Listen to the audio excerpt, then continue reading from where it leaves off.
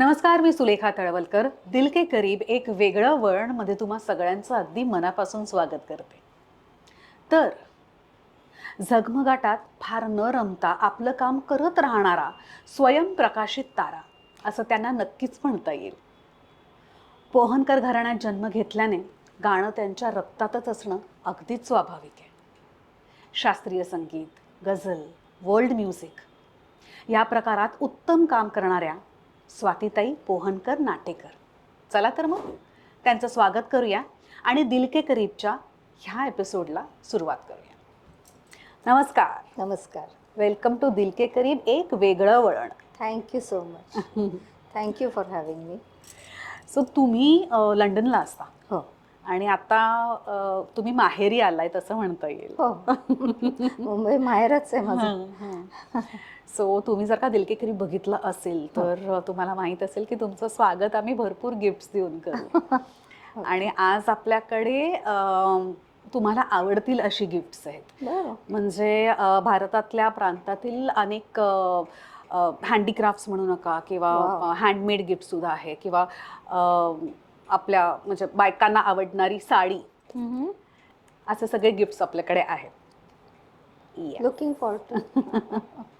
स्वातीताई, तुमच्याबरोबर गप्पा म्हणजे गोडगोडच होणार आहेत. सो गप्पांची सुरुवात आपण तोंड गोड करून करूया. अरे वा, खरवस. खरवस आहे आणि अद्वैत बापट जे अतिशय दिल के करीब मित्र आहेत आपले. क्या बात. त्यांच्या ब्रँडचं नाव आहे सहज हवन एंटरप्राइज. अच्छा. आणि याच्यात ऑर्गॅनिक गुळ आहे. अरे वा, साखर वगैरे नाहीये. क्या बात आहे. फारच सुंदर. अगदी आवडता आमचा, माझ्या नवऱ्याचा. हो हो. मुंबई आलो की मुंबईला आल्यावर खरवसचा प्रोग्राम असतोच असतो. अच्छा अच्छा. So next time you know where to order from. Of course, definitely. Thank you. स्वातीताई, आपली एक पुण्याची मैत्रीण आहे, मीना इनामदार. अच्छा. आणि त्यांच्या साड्यांच्या ब्रँडचं नाव आहे अप्रतिम. ओ. आणि तशाच त्यांच्या साड्या सुद्धा असतात. वा. एक बनारसी सिल्क त्यांनी तुमच्यासाठी पाठवली. क्या बात आहे. वा. आणि रंग सुद्धा एकदम इंग्लिश आहे बघा.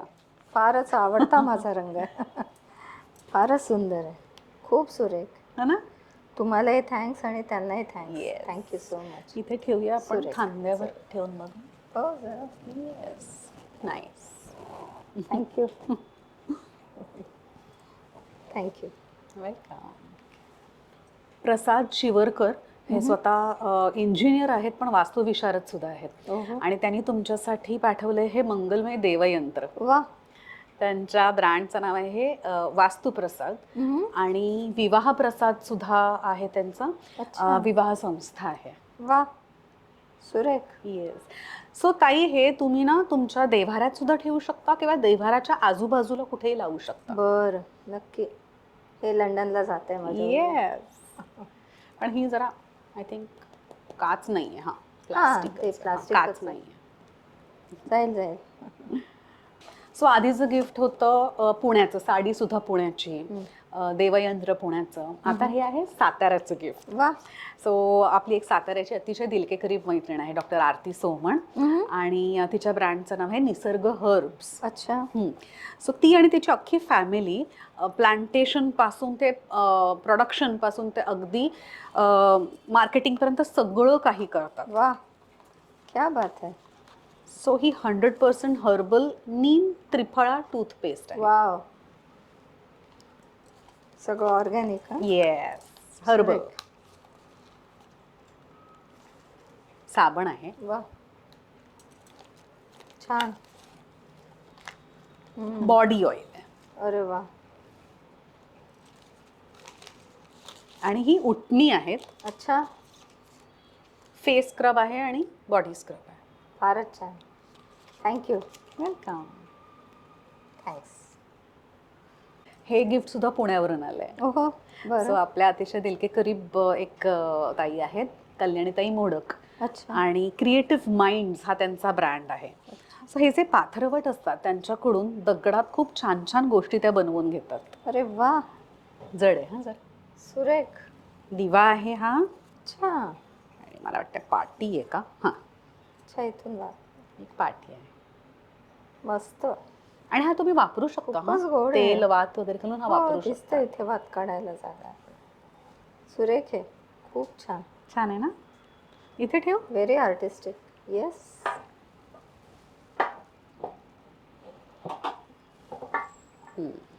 सो गप्पांची सुरुवात आपण एक मस्त गाण्यापासून करूया का?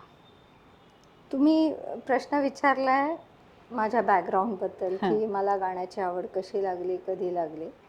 तर सुरुवात मी माझ्या गुरूंना, माझ्या आईला, विदुषी डॉक्टर सुशीलाताई पोहनकर यांना स्मरून त्यांची एक कंपोजिशन Yes. तुम्हाला थोडी ऐकवते. येस, आवडेल आम्हाला. अतिशय पॉप्युलर आहे. म्हणजे बरेच आर्टिस्ट लोक, म्हणजे फक्त आम्ही मुलं किंवा तिची शिष्य नाही, बाकीचे लोक आवडीने ती कंपोजिशन खूप जण सादर करतात. तर एक थोडंसं ऐकवते. राग बिहागमधली तिची रचना आहे, छोटा ख्याल. आ आ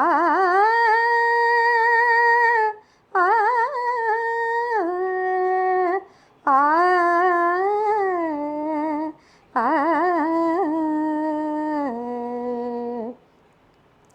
लगन तो से लागे बलमा, लगन तो से लागे बलमा, सावरे सलोने नैन अलसाने, लगन तो से लागे बलमा. सो ही वा अशी एक साईज फक्त गाते मी आता. अतिशय सुंदर पूर्ण रचना आहे. वा वा वा, खूपच सुंदर. थँक्यू. सो माझ्या आईच्या शेकडो चीजा आहेत. म्हणजे चीजा म्हणाव्या, तिने भजनांना चाली लावल्या. खूप खूप कंपोजिशन्स, भारत आंबेंच्या कवितांना अप्रतिम चाली लावलेल्या आहेत.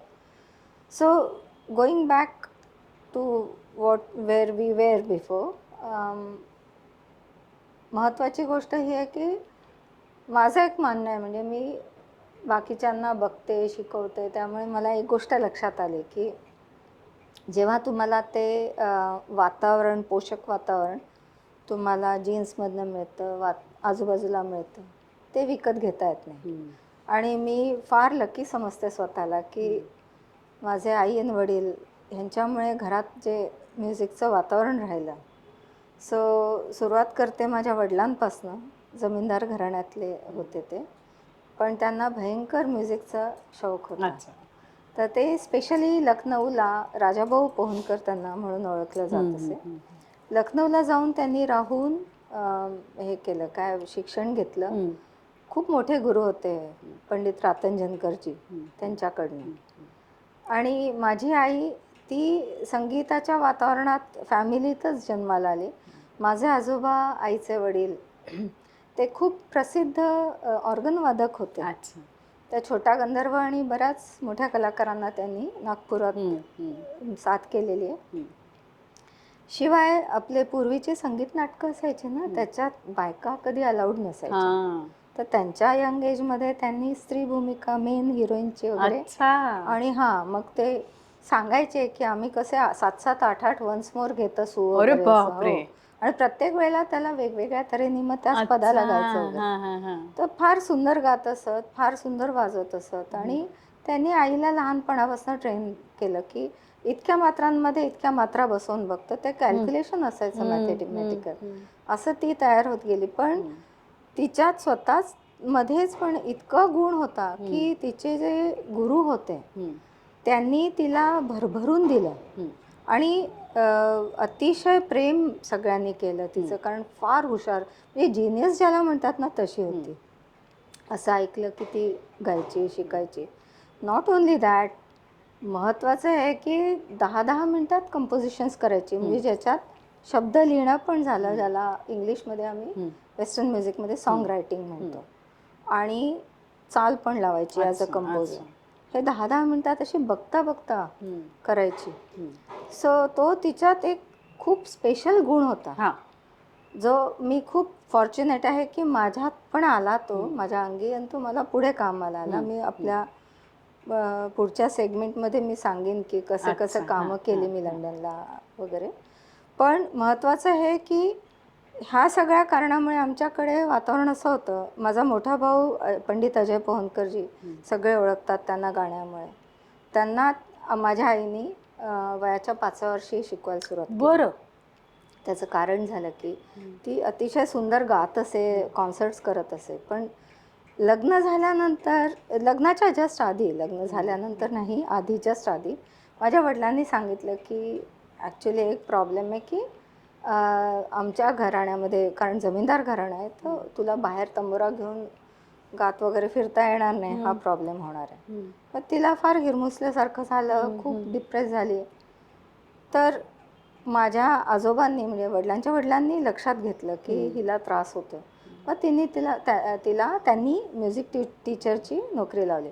पण तिचं कौतुक इतकं की ते सगळं तिचं गाणं तिने माझ्या भावात ओतलं. 5व्या वर्षीपासून शिकवायला सुरुवात केली. आणि अजयजींचं पहिलं जे गाणं झालं ते 10व्या वर्षी सवाई गंधर्व सारख्या ठिकाणी.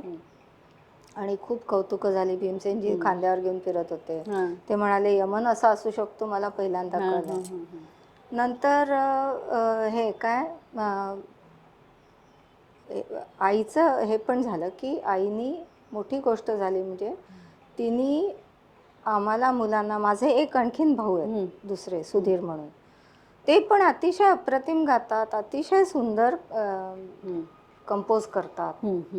आणि पेशाने तसे ते ॲग्रिकल्चर इंजिनिअरिंग केलेलं होतं त्यांनी.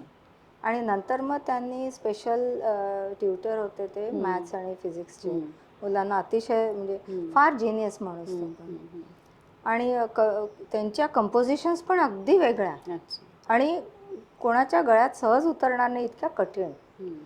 तर ते आम्हा तिघा मुलांमध्ये उतरलं आईचं. सो काय झालं की आईचं सांगायचं म्हणजे आईनी हे वातावरण आम्हाला, पोषक वातावरण दिलं. प्रत्येकाची आमची कला वेगवेगळी, तिघही भाऊ बहीण आम्ही खूप वेगळे आहोत गाण्यामध्ये, पण आपापल्या स्पेशालिटीज आमच्या आहेत. आणि आईचं मुख्य सांगायचं म्हणजे तिने नुसतं ते शिकवणं न करता तिने आम्हा मुलांना वाढवताना एकीकडे स्वतःचं शिक्षण केलं, BA केलं, MA म्युझिक केलं, MA सोशोलॉजी केलं. बरं. आणि मी 3 वर्षाची असताना, लहान असताना छत्तीसगडला जाऊन तिने सगळे छत्तीसगडी लोकसंगीत गोळा केले. आणि त्याचा आणि इंडियन क्लासिकल रागाचा कंपॅरेटिव्ह स्टडी असा PhD केलं. मी 3 वर्षाची होते. तर फार सेल्फ मेड बाई होती. आणि तिने आमच्या समोर एक हे घडवून दाखवलं उदाहरण की माणसाला जे मिळतं तिथेच न थांबता माणूस कितीतरी गोष्टी स्वतःहून क्रिएट करू शकतो. तर आपण आता स्त्री शक्तीच्या गोष्टी वगैरे ऐकतो, पण मी माझ्या लहानपणापासून ते आमच्या घरात मी पाहिलं आणि शी हॅज बीन माय आयडल. हे आहे. सो असं वातावरण संबंधबळ होतं.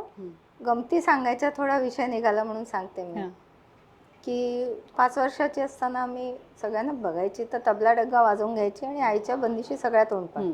तर जे करू शकतात त्यांना माहिती आहे की तबला वाजवणं आणि गाणं एकाच वेळेला खूप कठीण असतं. तुमचे हात तरी थांबतात, नाही तर गाणं तरी थांबतं. पण मी सगळ्या आईच्या बंदिशी गाऊन तबला वगैरे वाजवून घ्यायची. आणि मोठे मोठे कलाकार आमच्याकडे येत असत, बरेचसे राहायला पण असायचे. तर उस्ताद अमीर खान साहेब म्हणजे pillar of Indian classical music, ते खूप रेग्युलरली आमच्या घरी व्हिजिट करत असत. आम्ही जबलपूरला होतो त्यावेळेला. तर तिथे आले की ते नेहमी यायचे आणि माझ्या आईच्या डिपार्टमेंटमध्ये तिच्याबरोबर जायचे, घरी बरेच तास बसायचे. त्यांना खूप आवडायचं आमच्या घरी. पंडित वसंतराव देशपांडे, ते तर माझ्या आईचे बालमित्र. तर ते यायचे आणि आमच्याकडे अगदी छान खूप दिवस राहायचे वगैरे. मजा म्हणजे मी खूप लहान होते, पण मला आठवण आहे की त्यांचा कट्यारचा प्रयोग जबलपूरला झाला होता आणि मी तो पाहिलेला आहे त्यांचा स्वतःचा. आणि एरवी वसंत काका म्हणजे घरचे असं. तिथे तो दरारा पाहून असं वाटलं बापरे, मला अजून आठवतं, मी चाट पडले होते, बापरे यांची तर भीती वाटते आता स्टेजवर, खासाहेब म्हणून अवतारात यायचे ना. पण म्हणजे अतिशय सुंदर आठवणी या लोकांच्या. वसंतराव देशपांडे ते पण म्हणजे माझ्या आईला म्हणाले होते माझं गाणं ऐकून की सुशीला, आता तुझं माझं नाही, आता यांचे दिवस आहेत, इतकं आशीर्वाद.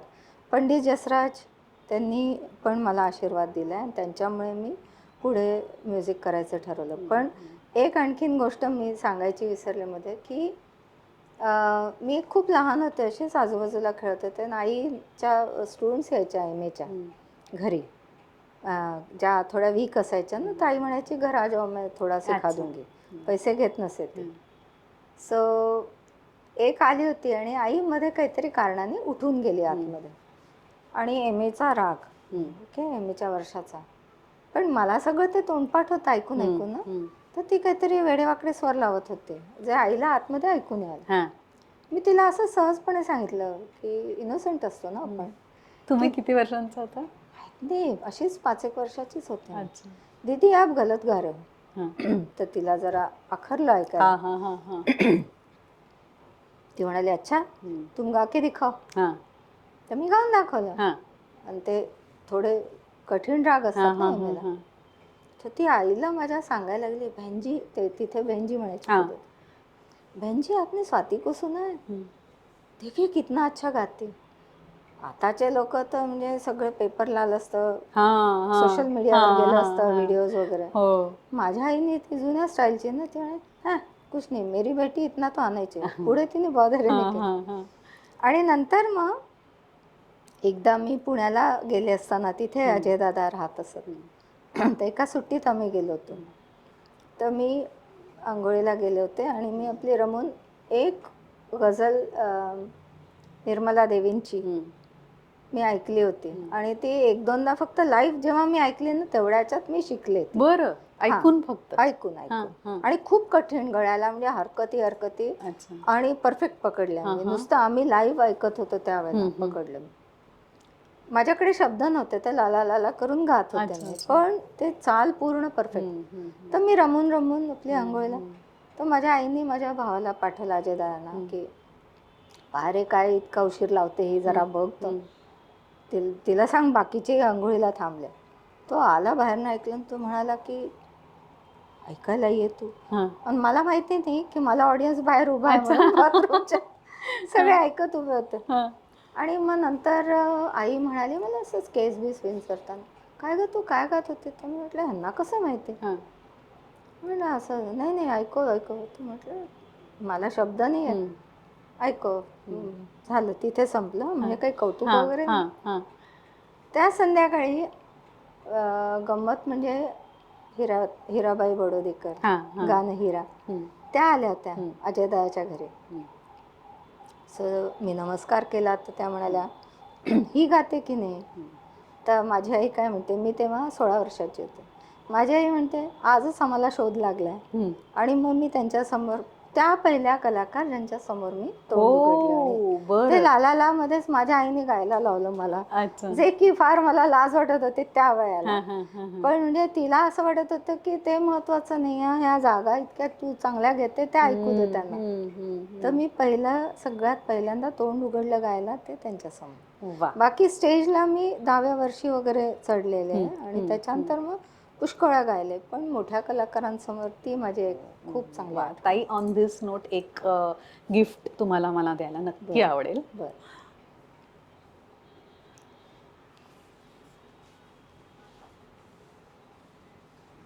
डॉक्टर शुभदा कुलकर्णी यांचं हिराबाई बडोदेकरांचं एक खूप छान पुस्तक आहे आणि रोहन प्रकाशननी हे तुमच्यासाठी भेट म्हणून पाठवलंय. क्या बात है, what a coincidence. Thank you. Thank you. Rohan प्रकाशन आपल्याबरोबर अनेक वर्ष काम करतात. आणि RDK 20 हा जर का कुपन कोड दिलके करीबच्या सगळ्या प्रेक्षकांनी वापरला तर तुम्हाला माहितीच आहे, रोहन प्रकाशनच्या सगळ्या पुस्तकांवर तुमच्यासाठी आहे 20% डिस्काउंट. सॉरी. सो हे अशा आठवणी आहेत सुरुवातीच्या काळातल्या. आणखीन म्हणजे मी गझल्सकडे खूप वळले 15व्या वर्षी समजा तुम्ही. मला खूप आवड लागली प्रचंड. आणि मला काय होतं की माझी आई म्हणायची म्हणजे लहानपणी की ए ग बैस ग. ती जबरदस्तीने केली जी अजयदादा बरोबर केली. अच्छा. तिला तिचं गाणं सगळं त्याच्यात ओतायचं. वेराज मला ती म्हणायची आणि मी पळून जायची की नाही नाही मला खेळायचं आहे, मला आणि ते हलवायचं पोर कसं गोड खायला कंटाळा करेल ना, तसं मला क्लासिकल करायचं नव्हतं. सो माझा इंटरेस्ट लताबाई, आशाबाई, मदन मोहनचे कंपोजिशन्स आणि जयदेवजी आणि असं सगळं तिथे, आणि गझल्स खूप आवड लागली मला. मुख्य मी आणि माझा भाऊ सुधीर दादा, आम्ही दोघं रात्री उशिरापर्यंत रेडिओ पाकिस्तान ऐकत, मेहदी हसन गुलाम अली, आणि हे सगळे म्हणजे गुलाम अली अपकमिंग होते त्या काळातली गोष्ट. मी 7वीत होते. सो मी गायला लागले आणि खूप म्हणजे लोकांना प्रचंड आवडायचं गाणं माझं, की त्यांना असं लोकांचं असं म्हणणं असायचं की तुझ्यात भाव खूप छान आहेत म्हणून, तर आवडायचं लोकांना. आणि मग सुरू झालं की आता रेडिओची ऑडिशन द्यायला पाहिजे. पण रेडिओ ऑडिशन द्यायला तुम्हाला 16 वर्षाचं कमीत कमी असायला लागतं. तर लिटरली मला थांबायला लागलं 16 वर्षाची होईपर्यंत. तिथेही अशी मजा झाली की ऑडिशन माझी घ्यायला भोपाळ रेडिओला, कारण आमच्या जबलपूरला फुल फ्लेश नव्हतं. तर भोपाळ रेडिओला मी गेले, तर मी सगळ्यात शेवटची होते कंटेस्टंट. आणि तेव्हा नाव नाही सांगायचे ना, कारण कोणी कोणाची बाजू घेऊ शकतो म्हटल्यानंतर फेवरिझम नाही व्हायला पाहिजे म्हणून, तो फेवर केला नाही पाहिजे म्हणून. तर माझी ऑडिशन घेतली. मोठे एक फेमस शायर आहेत शेरी भोपाली, तर त्यांनी खास इच्छा व्यक्त केली की ती शेवटची जी मुलगी होती ना, मला तिला भेटायचं. त्यांना खूप उत्सुकता होती की कोण आहे मुलगी. तर माझा गुरुभाऊ जो माझ्या आईकडे शिकत असे, माझ्याहून मोठा होता खूप, तो धावत आला. स्टाफ आर्टिस्ट होता तो तिथे. तो म्हणाला की तू जरूर कसंही करून वय सांग तुझं, नाही तर तुला चिल्ड्रन सेक्शनला टाकून देते. मी होते 16 पण दिसायचे 12-13 अगदी नाजूक. तर खूप मजा अशी झाली की त्यांना उत्सुकता होती, त्यांचं सगळं लक्ष होतं जाणून घेण्यात की माझं नाव काय वगैरे, कुठली. अरे पोहनकर यानी आप मराठी हो, म्हणजे आपके तलफ़ुज़ तो बहुत अच्छे हैं वगैरे. आता मला खरं किती आनंद व्हायला पाहिजे की एक उर्दू शायर मला तारीफ करतोय माझ्या प्रोनाऊन्सिएशनची. माझं सगळं चित्त त्या काळजीत की मी कसं सांगू की मी 16 वर्षाची आहे. तिकडेच लक्ष लागलेलं. सो मी त्यांना म्हटलं हां, मैं तो रुकी हुई थी. मी आत्तापर्यंत थांबले होते की 16ची कधी होते आणि कधी ऑडिशन देते. तर म्हटलं मी अगदी वाट बघत होते. थँक्यू वगैरे केलं. आणि नंतर माझ्या लक्षात आलं की आपण वेड्यासारखं उगीच काळजी करत बसलो. त्यांना त्याच्यात रत्तीभर इंटरेस्ट नव्हता. त्यांनी काही लक्षही नाही दिलं 16 वगैरे. ते म्हणजे हेच म्हणाले की आप गाते रे, बहुत अच्छा गाते हैं. तर तिथून मला पहिली पावती मिळाली उर्दू गझल्ससाठी वगैरे. सो असा माझा प्रवास सुरुवातीचा होता. त्यानंतर जसराजजी आले. मी 18 वर्षाची असेन. आधी आले होते 10 वर्षाचे असताना. 18 वर्षाची असेन तेव्हा त्यांचा कार्यक्रम होता जबलपूरला. तेव्हा ते आणि मधुराजी असे दोघंही संगीत मार्तंड पंडित जसराजजी राहिले आमच्या घरी. आधी राहिलेले तर ते राहायचे. आणि त्यांनी माझी गझल ऐकली. आणि मी एक सांगते, मी कलाकार खूप पाहिले जवळून, खूप जवळून पाहिले, पण त्यांच्यासारखे कलाकार फार क्वचित मिळते. असं आहे की त्यांच्यात खूप मोठेपणा होता. म्हणजे ही ज्युनियर आर्टिस्ट आहे तर हिचं काय जास्त बोलायचं नाही, कौतुक वगैरे असला प्रकारच नाही. दिलखुलास साथ द्यायचे. तर ते एक गझल त्यांना खूप आवडली, मग सारखे ते गाऊन घ्यायचे. तर इतके, तर ते म्हणायला लागले माझ्या आईला की ही काय करते इथे, हिला मुंबईला असलं पाहिजे. आणि तेव्हा मला वाटलं की कदाचित आपल्यात काहीतरी असेल, कारण आमच्या आईने तर कधी आमचे लाड नाही केले. तर मला वाटायला लागलं की काहीतरी आहे, आपल्याला सिरियसली घ्यायला पाहिजे. म्हणून मी मुंबईचा प्लॅन सुरू केला. या दरम्यान आम्ही पुढच्या सुट्टीत इथे येऊन गेलो, तर कोणीतरी आम्हाला त्यांच्या प्रायव्हेट महफिलला घेऊन गेलं कोणाच्या तरी घरी. तर झाकीरजी वाजवत होते त्यांच्याबरोबर. तर सगळा कार्यक्रम झाला आणि ते म्हणाले एकदम अचानक की अभि मेरी भांजी को सुनिये. आई, माझ्या आईला बहीण मानायची. झालं माझे हातपाय गार. म्हटलं, कारण मी तर ऐकायला गेले, माझी कुठे तयारी होती. तर मग मी गायले तिथे थोडंसं काहीतरी आणि म्हणे वो तो सुना, म्हणजे त्यांचं ते आवडतं एक असायचं ना ते ऐकायचं, यमन की वो सुना म्हणे. आणखीन माझं मोठं भाग्य आहे की माझा पहिला अल्बम जेव्हा धनक रिलीज झाला त्याच्यामध्ये सगळ्यात पहिली गोष्ट तर माझे अत्यंत आवडते गायक उस्ताद गुलाम अली पाकिस्तानचे, त्यांनी माझं इंट्रोडक्शन दिलं. आणि टाइम्स म्युझिकने इथे जेव्हा रिलीज केला अल्बम तर त्या रिलीज फंक्शनला पंडित जसराजजी होते रिलीज करायला. आणि त्याच्यात पण त्यांनी माझी चाल जी आहे ना ती त्यांना इतकी आवडली होती, म्हणजे अहमदाबाद एअरपोर्टला बसून ते निघाले होते माझ्याकडे यायला, तर मी त्यांना जस्ट फोन केला तर ते म्हणाले की मेरे को सुना तो तेरे अल्बम की गझल. तिथे बसून म्हटलं मामाजी आप आ रहे वही सुना देते. आणि मग त्या फंक्शनला मग मी त्यांना ऐकवलं. एक गझल होती राहत इंदोरेंची, रात तन्हा है आसमा तन्हा. तुम्ही ऐकून दाखवाल? चालेल चालेल.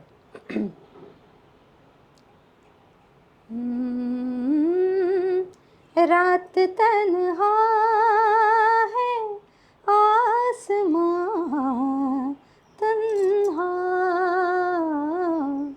रात तन्हा है आसमां तन्हा, तुम नहीं हो तो है जहाँ तन्हा,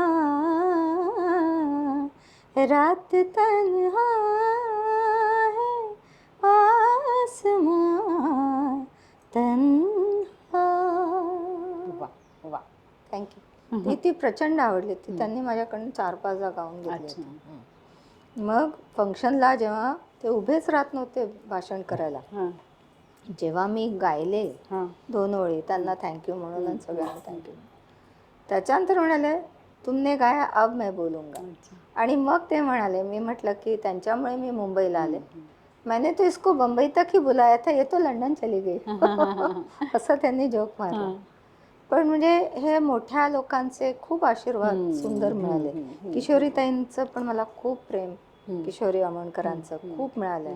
लंडनला अगदी त्यांना म्हणजे पाहिजे असायची की मी हे केलं पाहिजे, त्यांच्याबरोबर स्टेजवर असलं पाहिजे. आणि मी तंबोराला असलं, प्रत्येक रेकॉर्डिंग, प्रत्येक लाईव्ह कॉन्सर्ट मी असायचीच तिथे, म्हणजे त्यांचा निरोप असायचा. त्याच्या आधी मुंबईला जेव्हा मी आले त्या ओघात मी तेही सांगते की मी एक कलाकाराचं आयुष्य मी फार जवळून पाहिलं होतं की कधी महिन्यातनं 4 कार्यक्रम, कधी 4 महिन्यात एकही नाही. तर ही अनिश्चितता मी पाहिली होती. त्यामुळे 2 गोष्टी मी ठरवल्या होत्या की कलाकाराशी मी लग्न नाही करणार, जो रेग्युलर इन्कम आणेल घरी त्याच्याशीच लग्न करेन. आणि दुसरी गोष्ट म्हणजे मी स्वतः एक फॉलबॅक ऑप्शन तयार ठेवेल काय. तर त्यासाठी म्हणून मी म्युझिकच्या नंतर दुसरी आवड होती माझी पेंटिंगची. तर मी ठरवलं की जे स्कूल ऑफ आर्ट्सला मी टेक्स्टाईल डिझायनिंग केलं. तर त्या ह्याच्यात पण मजा अशी झाली की मी ठरवलं होतं की गाणं बिणं काही नाही, 3 वर्ष आत्ता डोकं खाली घालून आपण तर डिप्लोमा घ्यायचा आणि इथून मोकळं मग म्युझिकच्या मागेच कम्प्लीट लागायचं. सो माझं मीनवाईल रेडिओ स्टेशनवर वगैरे रेकॉर्डिंग्स वगैरे चालायचे. पण मी जेला गेल्यावर ठरवल्याप्रमाणे गप्प असले. मी कुठल्याही मैत्रिणींना कोणालाही सांगितलं नव्हतं की मी गाते. तर खूप संयोगाने माझी अतिशय गोड मैत्रीण आहे संगीता साने म्हणून, पार्ल्यातच राहायची. तर पहिल्याच दिवशी आम्ही ट्रेनमध्ये भेटलो. बरं. आणि तिथली जी दोस्ती ती आजपर्यंत आहे खूप. तर तिच्याबरोबरही जायची याची तिलाही काही माहिती नव्हतं. सगळं आमच्या ट्रेनमध्ये ग्रुप होता आणि मी गप्प असायची, असं अलूफ असायची थोडी. ती फक्त जवळची होती मैत्रीण खूप माझ्या. आणि म्हणजे ट्रेनमध्ये जाता येता. आणि मजा म्हणजे आमचं गेट टुगेदर होतं कॉलेजमध्ये. तर जास्त नावं नाही आली. तर आमच्या सरांनी जरा रागवून म्हटलं की आज काय अभ्यास होणार नाही, आज मला तुमच्या सगळ्यांशी एकेकांशी बोलायचं. तर माझं नाव घेतलं, मी गेले, तुम्हाला काय आवड आहे म्युझिकची. हे गाणं ऐकण्याची की गाण्याची? हां. म्हटलं दोन्ही. शांतपणे हां, सांगितलं. अच्छा गाता पण? हो हां. म्हटलं थोडं. हं. मला जास्त बोलायचं हां, नव्हतं. हां, पोहनकर म्हणजे अजय पोहनकरांच्या तुम्ही? हां, बहीण म्हटलं. हां, हां, हां, बहीण? हां, ते झाले म्हणाले, त्यांना सोडू नका, वर्गाला सांगितलं. हां, त्यांना हां, जाऊ नाही द्यायचं गायल्याशिवाय. हां, आता झालं मी गेट टुगेदरला उभे राहिले. हां. कसा तरी निरोप पाठवला हां. घरी आहे की मला उशीर होईल. हं, आणि लग जा गले गाणार होते मी. हं. तर सगळे आधीच हुटआउट वगैरे करायला लागले, मुद्दाम नर्वस करायला. ओह! कारण हां, फर्स्ट इयर हां, ना हां, आम्ही, हां. अगदी नवीन होतो. अच्छा, अच्छा. तर फाउंडेशनला अच्छा. तर अगदी नवीन. तर त्यांना वाटलं हां, आणि हां. मी लहानच दिसायचे हां, हां, त्यांच्यासारखे. हां, हां. त्यांना वाटलं की घाबरून जाईल, हां, नर्वस होईल. हां. माझी मैत्रीण संगीता ती टेन्स, हां, हां, हां. की बाई गं आता हिचं काय हं, होतं. हं, मी काही नाही, शांतपणे हं. मी सुरुवात केली. हं, सुरू झाल्यावर पिन ड्रॉप सायलेन्स. हं. मग दुसऱ्या दिवशी सगळे माझ्याशी बोलायला लागले तेव्हापासून. हं. आणि ही म्हणाली, "हे बाई गं, तू एवढी गाते, मला कधी सांगितलं नाही." म्हटलं मला सांगायचंच नव्हतं, हां, हां. कारण म्युझिकमध्ये येईल. हं. आणि मग नंतर मग कॉलेजला गमतीने सगळे मला लता मंगेशकर म्हणायचे. अच्छा. हां. सो असं माझा म्युझिकचा प्रवास हं. हळूहळू साईड बाय साईड होत होता. अच्छा. आणि त्यानंतर मग एकदा टेक्स्टाईल डिझायनिंग झालं, मग हं, दूरदर्शनवर हं. वगैरे झालं माझं हं. 2-3दा सुगम संगीतमध्ये. आणि खूप सुंदर अपॉर्च्युनिटीज येत होत्या. अच्छा. सो हे सगळं चालू असताना मग लग्नाचं हं. बोलणं सुरू हं, झालं हं, घरामध्ये. हं. तर माझ्या आईला मी स्पष्ट सांगितलं होतं की मला नोकरी नाही करायची, मला म्युझिक करायचं हं, होतं. हं, जे लोक मला साथ देतील, हं. करू देतील, हं. तिकडेच मला लग्न करायचं आहे, अच्छा. वेळ लागला तरी चालेल. अच्छा. आणि मग त्यात माझी ओळख म्हणजे माझ्या आईला हे स्थळ कोणी सांगितलं. हं. तर अमिताभ नाटेकर म्हणून कोणी मुलगा आहे म्हणे, हं. तर टाटाजमध्ये कामाला. हं. मग आमचं भेटणं झालं सगळं आणि मी त्यांना म्हटलं. हं. तर त्याच्या आधी माझ्या आईने काही लोकांना सांगितलेलं, आणि ती हां. प्रवृत्ती त्या काळात कशी होती हां, बघा. हां, हां. मिड म्हणजे 80sची किती गोष्ट, किती साली? 84-85च्या मधली. अच्छा, अच्छा. हां, हां. लग्न माझं 85ला झालं, पण 84 पासून बघायला सुरुवात. लोकांनी, काही बायकांनी असं पण म्हटलं, बायकांनी हं, हं. म्हणजे पुरुषांपेक्षा जास्त, की अहो तुमच्या मुलीला मुंबईसारख्या ठिकाणी राहायचं, नोकरी नाही करायची म्हणजे काय. हं, हं. तर गाण्यात नाही काही मिळू शकतं, कोणाला हां. लक्षातच यायचं नाही. हं, हं. आता दिवस बदलले. हं. आणि नोकरी नाही करणार तर असं कसं वगैरे हे झालं सगळ्या हं. गोष्टी. पण लकीली माझ्या आईने वगैरे मला साथ दिली त्या बाबतीत. हं. आणि मग माझ्या नवऱ्याशी जेव्हा माझं बोलणं, हो हं. घातलेलं नवऱ्याशी बोलणं झालं, तर मी अमिताभना सांगितलं की अशी अशी माझी अट आहे. हं. ते म्हणाले, मला नोकरी करणारी नकोच आहे, अच्छा. पण हेही व्हायला नको की तू करिअर करते आणि हं. मुलांकडे, घरच्यांकडे लक्ष नाही, दुर्लक्ष असं होतंय. व्हायला हां, नको. हां. नाही म्हटलं, मी एकदा लग्न करणार तर मी लक्ष देणार, हं. ही माझी हं. जबाबदारी हं. समजते मी. हं. पण ते सगळं सांभाळून मात्र मला करू हं. द्यायचं, हं. हरकत नाही म्हणून. हं. आणि आनंदाची गोष्ट ही आहे की सगळ्यात म्हणून मी एवढं करिअर करू शकले. हं. हं. हं. आणि म्हणून मला मुलींना, बायकांना सांगावंसं वाटतं, हं. आताच्या मुली तर हुशार आहेत, फार हं. हुशार आहेत. हं. आमच्या वेळेला चला आता हेच नशिबी असं घ्यायचं. हां. तुम्ही स्वतःहून नाही जर महत्त्व दिलं तुमच्या आयुष्याला हं. हं. हं. आणि तुमच्या चॉईसेसना, हं. कोणी येणार नसतं तुमच्यासाठी, हे प्रत्येकाला हं. समजलं पाहिजे, हं. बायकांना हं. स्पेशली. हं.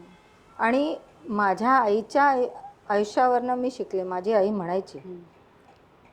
की बेटा सगळ्यांचं कर आणि आपले कर. हं. आणि तिचं ज्वलंत उदाहरण होतं की हं. तिने हं. जे काही हं. मिळवलं, हं. हं. आणि फुल टाईम नोकरी करत, आम्हा मुलांना वाढवून पूर्ण वेळ नोकरी करून, हं. सतत शिक्षण करून, हो. आणि म्हणजे शिकवत राहिली बाकी हं. शिवाय हं. मुलांना, हं. मुलींना. तर या सगळ्याच्यातनं जर ती करू शकली तर आम्हाला ते मोठं प्रोत्साहन होतं की असं करता येऊ शकतं, हे आम्हाला उदाहरण होतं मोठं. हं.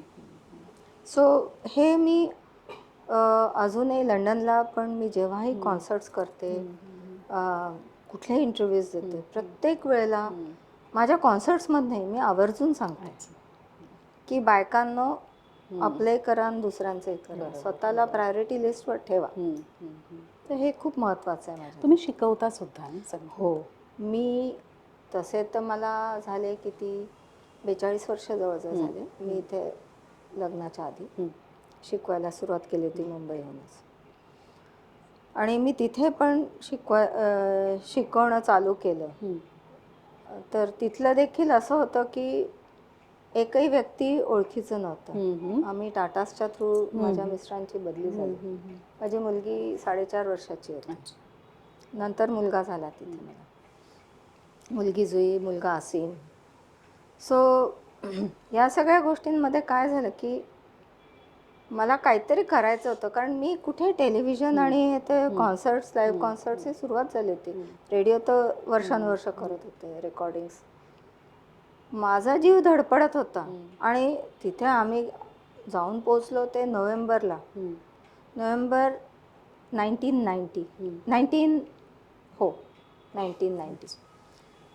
त्यावेळेला अगदी 3:30ला दुपारी काळोख होतो. म्हणजे विचार करा की किती डिप्रेसिंग. सकाळी 9:30 पर्यंत सूर्याचं दर्शन होतं. थंडी भयंकर आणि वेगळी भाषा, वेगळे लोक, सगळं डील करणं कम्प्लीट वेगळं, स्वयंपाकाची पद्धत वेगळी. तर इतका मला त्रास व्हायला लागला मानसिकरित्या. आणि मला कधीच इंटरेस्ट नव्हता बाहेर जाण्यात. मला इंडियासाठी इतकं प्रेम होतं की मला कधीच जायचं नव्हतं. तर त्या ह्याच्यात मग हळूहळू मी कॉन्सर्ट्स मिळवायला सुरुवात केली. सुरुवातीला मला फुकट पण करायला लागले. त्या ह्याच्यातनं मग ट्युशन्स मी सुरू केले. आणि घर, मुलं, रोजचं टीचिंग, 1 to 1. मी गुरु शिष्य परंपरेने शिकवते स्ट्रिक्टली. मी क्लासेस घेत नाही, कारण त्यात कोणाचंच भलं नसतं हे मी सांगू इच्छिते या माध्यमातून. तर कारण जेव्हा बाकी 20 लोक स्वर लावतात, तुमचं ऐकू येत नाही गुरूंना. खरं सांगायचं, तुम्हाला वाटतं तुम्ही छान गाता आणि मग ते ओरडून गायची पण प्रवृत्ती होते. कारण जेव्हा गर्दीत तुम्ही बसता गायला, everybody wants to be heard. तर ते एक चुकीचं प्रशिक्षण मिळतं त्यातनं. त्यामुळे ज्यांना म्युझिक करायचं त्यांनी 1 to 1च शिकायला पाहिजे गुरु शिष्य परंपरेने. सो तिथे मी सुरुवात केली. आणि आता मला 35 वर्ष झाली तिथे. आणि माझं अजूनही खूप शिकवणं चाललंय, पण खूप म्हणजे 1 to 1 जितकं जमेल तेवढंच. कारण ज्या क्षणाला मी थकायला लागेन त्या क्षणाला मला माहिती आहे की मी जस्टिस करणार नाही शिकवण्यात. तर मी मोजकं ठेवलं आहे. पण माझे खूप इंडियन नुसते नाही, इंटरनॅशनल स्टुडंट्स पण माझ्याकडे येऊन गेले. तर प्रामुख्याने आता जसं एक सांगते मी, बोस्नियन मुलगी अल्मा म्हणून, फार टॅलेंटेड मुलगी बोस्नियाची. आणि ती तिथे होती लंडनला. इंडियन क्लासिकल शिकते, माझ्याकडे शिकायला आली होती. ती बोस्नियन फोक गायची आणि तिथे वेस्टर्न म्युझिकचा कोर्स करत होती रॉयल कॉलेज ऑफ म्युझिकला. आणि आपले फेमस ड्रमर जे आहेत शिवमणीजी, त्यांना तिने विचारलं, कारण तिने थोडं थोडं ए.आर. रहमान बरोबर काम केलं. ते म्हणाले मला इंडियन म्युझिक शिकायचं आहे क्लासिकल. तर शिवमणीजींनी माझं नाव सांगितलं. शिवमणीजींचा एक किस्सा मी सांगेन तुम्हाला मजेशीर, कशी भेट झाली काय. तर ती यायला लागली आणि विश्वास वाटणार नाही तुम्हाला, पण राग भूपाली ती जे काही थोडा काळ होती ती शिकली. म्हणजे स्वतः इम्प्रोवाइज करून गाणं हे की जिला काहीच तालीम नव्हती आधी. सो ती शिकली. नंतर पोर्चुगीज मुलगी येऊन गेलेली आहे. आफ्रिकन ट्राईबचे लोक पण येऊन गेलेले आहेत माझ्याकडे. फ्रेंच मुली आलेल्या आहेत माझ्याकडे. अशा वेगवेगळ्या ठिकाणच्या खूप जण, कॅरिबियन वगैरे अशा तिथल्या वगैरे. आणि ऑनलाईन पण शिकतात लोक, प्रत्यक्ष पण. ऑनलाईनला पण मी जवळजवळ 15 वर्ष शिकवते. ते कोविड झाल्यानंतर नाही, आधीपासून. तर मी पुष्कळ एक्सपेरिमेंटल आहे आणि मला टेक्नॉलॉजी आवडते वापरायला म्हटल्यानंतर. तर असं ऑनलाईन जर का तुमच्याकडून शिकायचं असेल तर तुमचे नंबर्स आपण डिस्क्रिप्शनमध्ये देऊ शकतो. हो, माझी नाही तर ईमेल ID देईन. अच्छा, तसं आपण ओके ओके. म्हणजे मग त्याप्रमाणे लोक ईमेल पाठवू शकतात. अच्छा, ओके. सो शिकवण्यामध्ये कसं असतं तुम्हाला सांगते आता, त्याचाही एक महत्त्वाचा पार्ट असतो की ठीक आहे तुम्हाला एक रेग्युलर इन्कम असतो, हे महत्त्वाचं आहे. कारण शेवटी मी आर्टिस्ट आणि मी माझ्या टर्म्सवर काम करते 35 वर्ष तिथे. कारण तिथे काय असतं की एक चांगला क्राऊड पण आहे आणि एक डिनर अँड डान्स ऐकणार आहे, अच्छा. की ज्याच्यात तुम्ही फिल्मी गाणी गाताय, हां, लोक हां. जेवताय, अच्छा. हां. म्हणजे इन शॉर्ट मनोरंजन हां, करताय. हां, हां, हां. मनोरंजनावरनं मी सांगेन की माझ्याबद्दल जेव्हा तिथे अनाऊन्स करतात स्टेजवर हां, हां, जायच्या आधी, हां, हां. I make it a point हां, बाय द हां, वे. हां, हां. काही काही आपल्या इंडियन ऑर्गनायझेशन्स त्या म्हणतात नाही नाही असेच जा. मी म्हटलं नाही. हं. त्याशिवाय मी आर्टिस्टनी स्वतःचा मान स्वतः ठेवला बरोबर, पाहिजे. बरोबर. सो त्या ह्याच्यातनं लोक असं म्हणतात की हं, स्वातीजी इज गोइंग टू एंटरटेन अस. हं. त्यामुळे मी पहिलेच हं, बजावते हं. की डोंट यूज वर्ड हां, एंटरटेन. हां, हां, हां, हां, हां. त्याचं कारण हे आहे की मी फार स्पिरिच्युअली म्युझिकला बघते. हं, हं, हं, जेव्हा रियाज पण आमचा असतो ना, हं. माझ्या स्टुडंट्सना तसं शिकवते मी. हं, हं. त्या रियाजाच्या थ्रू तुम्ही स्पिरिच्युअलिटीमध्ये जाता हं, आणि इतकं की जगाचं हं. भान विसरता तुम्ही हं, हं. की जगात काय चाललंय. सो स्पिरिच्युअलिटी म्हणजे काय, प्रत्येक स्वराशी तुमचा एक संबंध तयार होतो आणि तो तुमच्या अगदी हृदयाच्या जवळचा असतो आणि हे इथे पोचायला वेळ लागतो, खूप वर्ष लागतात. पण ते खरं म्युझिक. नुसती तयारी आणि आजकाल बघते मी की खूप ताना ताना ताना ते ते म्युझिक नसतं. एक स्वर अप्रतिम लागणं म्हणजे असं ते आत्म्याला शांती लाभते. ते जे आहे ना त्याच्यात मी रमते. हं, हं, हं. आणि म्हणून मला तेव्हापासून मला असं झालेलं आहे की मला काही फरक पडत नाही. मला जे करायचं, मला जे गायचं ते मी गाते आणि लोक ऐकतील, मला एवढं माहिती आहे. तर जसं फॉर एक्झाम्पल मी जेव्हा माझं करिअर सुरू केलं तिकडे लंडनला, तर वेस्टर्न ऑडियन्स मी हं, हं. फेस केला. हं. सो त्याच्या आधी उस्ताद झाकीर हुसेनजींबरोबर सगळ्यात पहिली मला संधी मिळाली की एका हॉलिवूड मूवीसाठी हं. ते म्युझिक देत होते. अच्छा. आणि त्यांनी मला सिलेक्ट करून राग नायकी कानडाची कंपोजिशन ती खास रेकॉर्ड झाली जी त्याच्या साऊंडट्रॅकमध्ये आहे. अच्छा. त्या लिटिल बुद्धा म्हणून अच्छा. साऊंडट्रॅकमध्ये. सो त्याच्यामध्ये काय झालं की माझ्या हळूहळू लक्षात आलं, आता जापनीज कंपोजर साकामोटो फार मोठं नाव, हां, हां. त्यांना पण खूप आवडलं. मग त्यांनी हां. मला म्हटलं की आपण ट्राय करू. अच्छा. सो हळूहळू कळायला लागलं मला की हां, आपल्या भाषेला ना जोपर्यंत आपल्या स्वरात ताकद आहे हां. त्याला कुठल्याही म्हणजे अर्थ समजण्याची गरज नसते. हां, हां, हां, हां. तर मग त्याच्यानंतर मी तिथे मोठे फेमस कंपोजर नितीन सोनी म्हणून हं, त्यांच्याबरोबर काम करायची संधी आली मला. हं. आणि मी 2 ट्रॅक्स त्यांच्याबरोबर रेकॉर्ड केले. तर त्यातला एक ट्रॅक जगविख्यात झाला हे मला खूप आनंदाने सांगावं असं वाटतं. तो ट्रॅक आहे नदिया. म्हणजे इथे जितके फिल्म इंडस्ट्रीत कंपोजर्स आहे जे जे भेटले मला, प्रत्येकाला तो ट्रॅक माहिती आहे. अच्छा. आणि एवढंच नव्हे तर जेव्हा जेव्हा मी गायले स्टेजवर तो किंवा दुसरा ट्रॅक भयंकर लोकांना आवडला आहे. आणि त्या ह्याच्यात पण माझ्या लक्षात आलं की वेस्टर्न ऑडियन्स म्हणजे पहिल्यांदा मला जरा घाम फुटत होता की आपण हे गाणार, ह्यांना कळणार का काही. पण पहिलाच कॉन्सर्ट 4,000 लोक. तिथपासनं मग मी शेवटचे 35,000 70,000 असा ऑडियन्स पाहिला आहे लाईव्हला माझ्या गाण्याला, कोलॅबरेशन्समध्ये. पण सांगायचं म्हणजे की आपलं इंडियन म्युझिक इतकं पॉवरफुल असू शकतं, कुठलंही म्युझिक. कारण आपण जेव्हा दुसऱ्यांची म्युझिक ऐकतो आपल्याला जरुरी नाही की त्यांचे शब्द कळतील, पण ते भाव टच होतात. तर शेवटी काय की ताकद ही स्वरांची असते. सो तिथपासनं मला ते शिकायला मिळालं की तुम्हाला असं धरायची गरज नाही की यांना काय कळणार आहे, आपण काय मेहनत करतोय, यांना कळणार की नाही, असं डाऊटच घेऊ नका.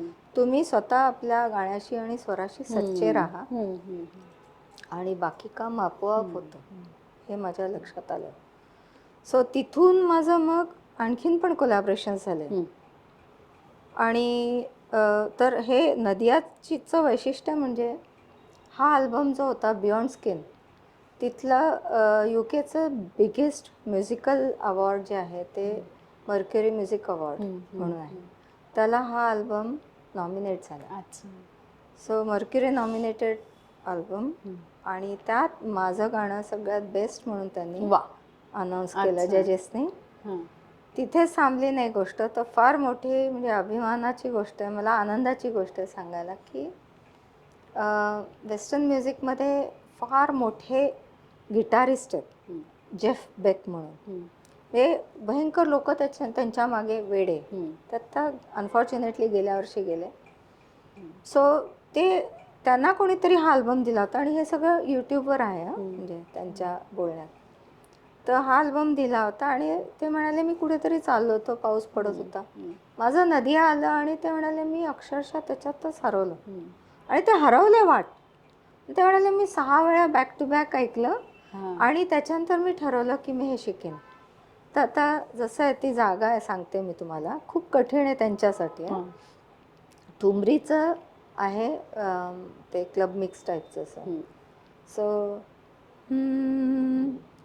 नदिया बरी भई रे, नदिया बरी भई रे, नदिया बरी भई, नदिया बरी भई, नदिया बरी भई रे, नदिया बरी भई रे, नदिया बरी भई, बरी भई, बरी भई.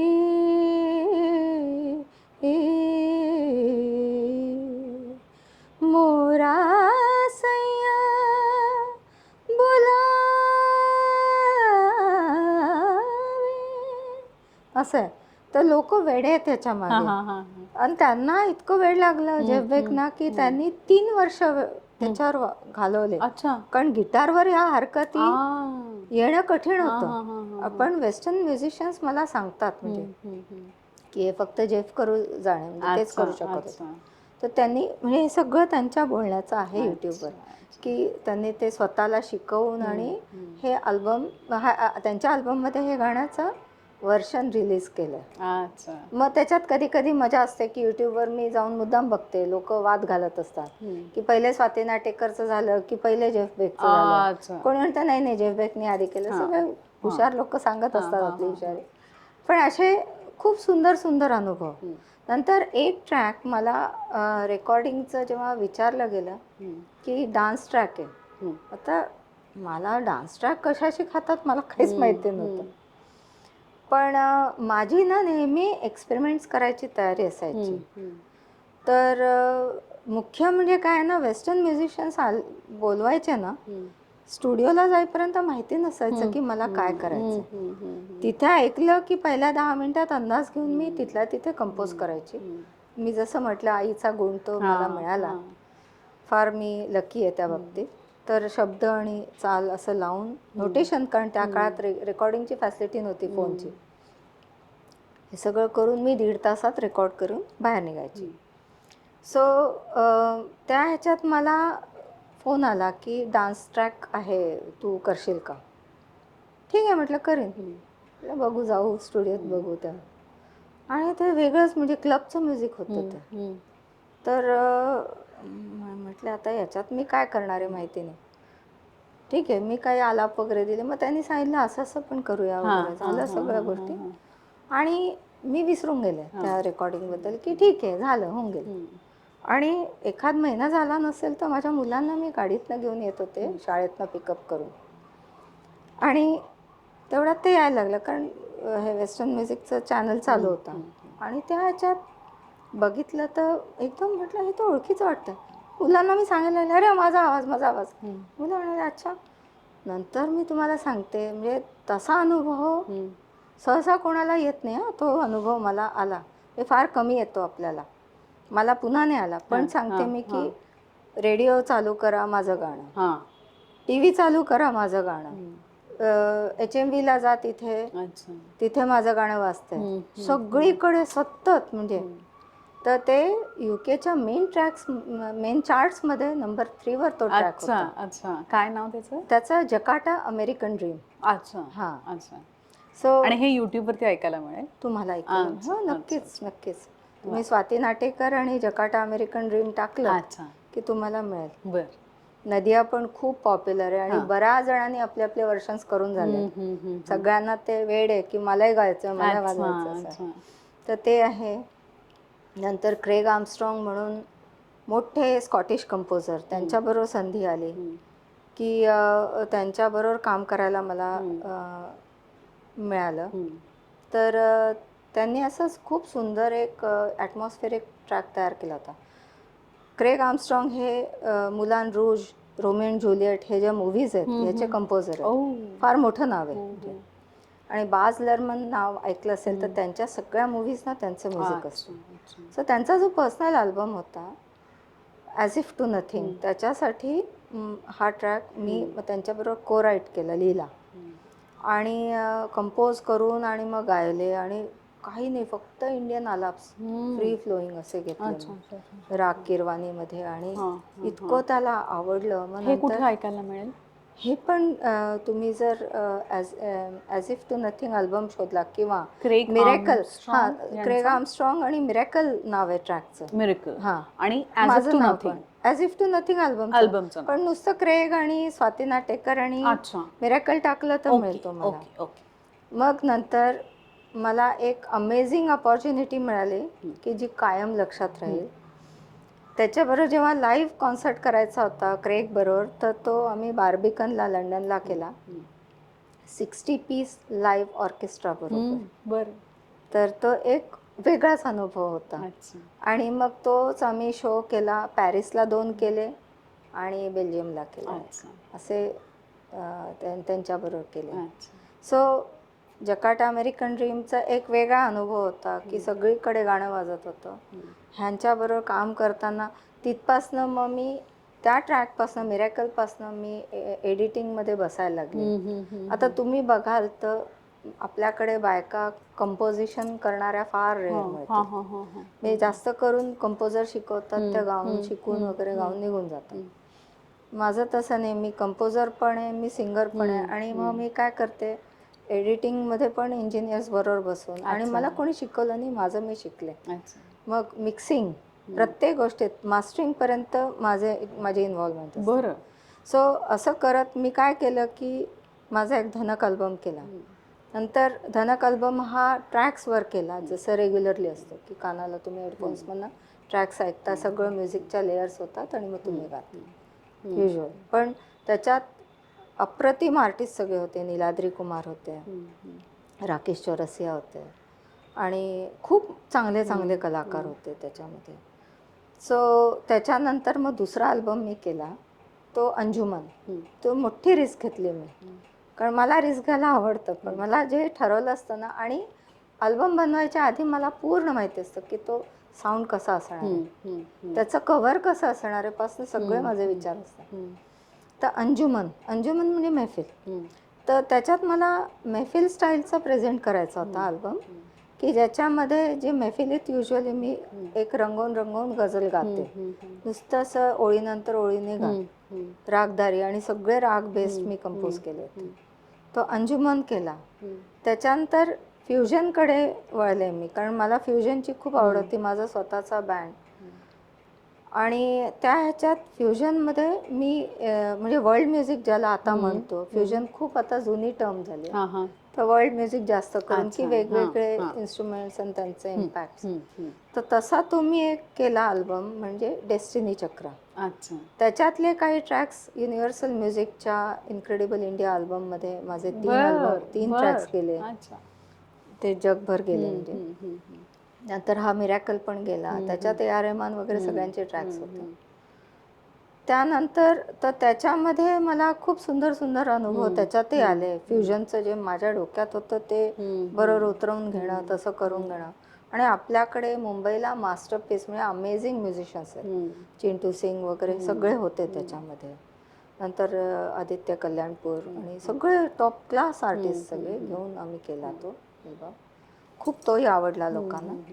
त्याच्यानंतर एक माझा आणखीन अल्बम केला आहे, तो म्हणजे माझ्या ठुमऱ्यांचा आणि एक मीरा भजन माझं कंपोजिशन आहे, त्याचं घालून. तर ते अनुराग म्हणून. आणखीन एक गोष्ट जी माझ्या समाधानाची आहे, जी मी आवर्जून सांगू इच्छिते, की मला माझ्या आईसाठी काहीतरी करायचं हां. होतं, की आईमुळेच सगळं आमचं जे आहे ते आहे. सो मला सांगायला खूप आनंद होतोय, की अल्बम्सबरोबरच मी अम, एक अल्बम करायचा ठरवला आईच्या हयातीत. हं. एक तिला ट्रिब्यूट म्हणून. अच्छा. तिचं नाव कारण ती पेन नेम तिचं होतं सुरमोही. सो ते तिच्यासाठी मी करायचा होता तो म्हणजे अल्बम मला, की लोकांपर्यंत ती नुसतीच म्हणजे आमची गुरु नव्हे तर ती स्वतः काय चीज आहे हे बाहेर यायला हवं म्हणून.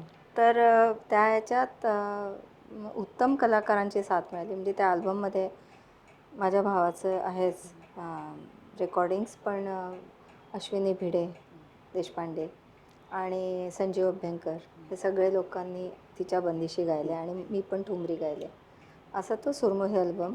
आणि अनफॉर्च्युनेटली जेव्हा रिलीज झाला तेव्हा ती हयात नव्हती, पण पूर्ण झाला तो. तिला मी स्टुडिओत नेऊन ऐकवला आणि तिला खूप आनंद झाला. ती म्हणाली, तूच करू शकते हे बाई गं. ही मला पावती मिळाली तिच्याकडनं. तर असे हे स्वतःचे अल्बम. बाकी मी माझं कोलॅबरेशन्स वगैरे बघितलं तर 40-50 अल्बम्सच्या वर झालेले आहेत. पुष्कळ. म्हणजे सोनू निगम बरोबर पण मी अच्छा. हां, त्याचा पहिला पॉप अल्बम आला होता बघा, किस्मत. तर ते तू गाणं होतं ना एक, तर ते त्या अल्बममध्ये ड्युएट गायले मी. अच्छा. बिट्टूजींबरोबर मी काम केलं होतं अच्छा. तेव्हा. तर ते नंतर मुझफ्फर अली त्यांच्याबरोबर मी पैगाम-ए मोहब्बत म्हणून एक अल्बम होता. तर त्याच्यामध्ये सुखविंदर सिंग, नंतर कविता कृष्णमूर्ती वगैरे या सगळ्यांनी गायलं होतं. आबिदा परवीन. त्याच्यात मला खास बोलवणं आलं की त्यांना काम करायचं आहे म्हणून. तर मी इथे येऊन तेही रेकॉर्ड केलं. तर ते अनबिलिव्हेबली ते जे गीत होतं म्हणजे त्याच्यात काय हिंदुस्थान आणि पाकिस्तान आर्टिस्टचे एकोपा दाखवायचा होता त्यांना. पैगाम-ए मोहब्बत, की हिंदुस्थानी आर्टिस्ट पाकिस्तानी शायर गातील आणि पाकिस्तानी सिंगर हिंदुस्थानी शायर गातील. तर ते मला इब्ने इंशा म्हणून फेमस आहेत तिथले पाकिस्तानचे, त्यांनी गीत लिहिलं होतं कृष्णावर इंटरेस्टिंगली. तर ते मी गायले. मुझफ्फर अलींनी कंपोज केलं होतं आणि ते वॉर्नर ब्रदर्सला इतकं आवडलं की त्यांनी मग ते मागून घेतलं. आणि मायकल डग्लसची मूव्ही आहे वॉर्नर ब्रदर्सची, द इन लॉज, त्याच्यामध्ये part of it has been used. So एक ते इंटरनॅशनल लेवलला ते गेलं. दीपा मेहताचं एक मूव्ही होता, त्याच्यामध्ये पण माझं गाणं आहे. कोणता? The Republic of love. तर त्याच्यात तल्वीन सिंग बरोबर मी काम केलं. तल्वीन सिंग पण फार मोठं नाव आहे, म्युझिक प्रोड्युसर. सो अशा खूप मोठ्या मोठ्या लोकांबरोबर मला काम करायची संधी मिळाली आणि कोलॅबरेशन्स केले मी त्यांच्याबरोबर. अशा बरेच कामं झाली. नंतर लंडनला आणखीन म्हणायचं तर कॉमनवेल्थ गेम्स आपले 2010 सालचे झाले होते तेव्हा दिल्लीला. तर BBC-चं जे थीम म्युझिक होतं ते मी कंपोज करून गायले त्यांच्यासाठी. ते मग दिवस रात्र चालू होतं त्यावेळेला. नंतर BBC-साठी आणखीन पण मी रेकॉर्डिंग्स केले, बाकीच्यांसाठी पण केले. आणि बापू 150th इयर जेव्हा आपल्या 150वी जयंती झाली होती आता नुकतीच, तर वैष्णवजन तो जगभरातनं सगळीकडनं त्यांनी मागवून घेतलं होतं. मला UK-ला रिप्रेझेंट करायला संधी आली होती, मला मान मिळाला होता तो. तर मी तिथे लाईव्ह रेकॉर्डिंग पूर्ण गाऊन आणि ते आहे ते पण यूट्यूबवर आहे. त्याच्यानंतर मला सुषमा स्वराजींचं खास लेटर पण आलं होतं. हां, तर अशा खूप छान छान गोष्टी मला अनुभवायला मिळाल्या. आणि म्हणजे काम तर मी करत राहिले खाली मान घालून, की मला काम करत राहायचं आहे, PR-च्या मागे न लागता. म्हणून मी बहुतेक काम जास्त करू शकले. कारण माझ्या दृष्टीने जर तुमच्यात कला नसेल तर मग PR-ने भरून काढायला लागते. बाकी नाही तर तुमचं काम बोलतो तुमच्यासाठी, असं हे आहे. तर अशा बऱ्याच गोष्टी मी केलेल्या आहेत तिथे. शिवाय मी तिथल्या फेमस फेस्टिवल्समध्ये गायले. वोमॅड म्हणून फार फेमस आहे. नंतर ग्लास्टनबरी म्हणून खूप फेमस आहे. तर तिथे गाणं म्हणजे मानाचं असतं, वेस्टर्न लोकांचा असतो तो. तर हजारो लोक असतात तिथे. तर बाकी असे खूप मी लाईव्ह कॉन्सर्ट्सही केले, मी रेकॉर्डिंग्स पण केले, मी शिकवलं पण. असं माझं आयुष्य माझ्या तऱ्हेने मी जगले अच्छा. आतापर्यंत. स्वातीताई, तुमच्या आईंविषयी इतकं तुम्ही भरभरून बोलता, पण त्यांची एखादी ठुमरी ऐकायला आवडेल आम्हाला. जरूर. त्यांची एक अतिशय पॉप्युलर ठुमरी आहे राग देसमध्ये. हां. आ आ आ आ चलो रे सखी ब्रिज में देखने, चलो रे